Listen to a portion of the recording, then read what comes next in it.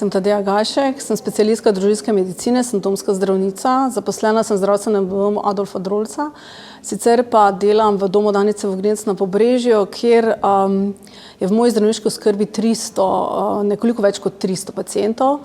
To gre za osebe z kroničnimi neozdravljivimi boleznimi, se pravi 200 oseb je praktično v zadnjih fazah svojih neozdravljivih bolezni, nepokretnih, 100 oseb pa je na varovanem oddelku za demenco. In vsako leto je približno 100 smrti, glede na stanja, v katerih prihajajo osebe v teh zadnjih fazah njihovih kroničnih neozdravljivih bolezni, je ta cifra sicer razumljiva. Se pravi, imam veliko izkušenj z spremljanjem oseb v zadnjih fazah, predvsem v fazi aktivnega umiranja. In kljub temu v nobeni izmed teh faz osebe v mojih 12 letih niso naslovile želje po predčasnem zaključevanju življenja.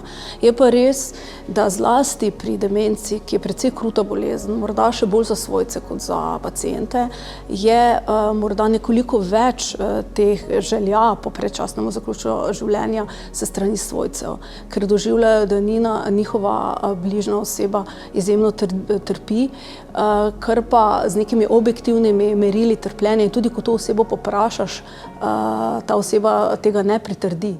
Težko si predstavljam, da bi me kdo za to zaprosil. Iz svojih izkušenj, ko se maksimalno posvetimo bolniku in mu zagotovimo to, kar potrebuje, te potrebe oseba nima.